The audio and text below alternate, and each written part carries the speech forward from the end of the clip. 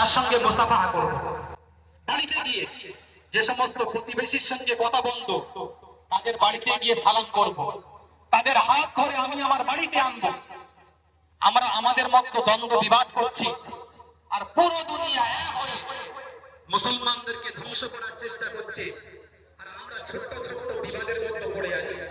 প্যারে হাজিরিন, বড় আফসোসের সঙ্গে বলতে হয়, একদিকে আমরা ঘরোয়া সমস্যায় জর্জরিত, অপরদিকে পুরো দুনিয়া দেশব্যাপী সবাই এক হয়ে আমাদের বিরুদ্ধে প্ল্যানিং করছে কিভাবে আমাদেরকে এই দুনিয়া থেকে শেষ করা যায়, কিভাবে আমাদেরকে মুছে দেওয়া যায়।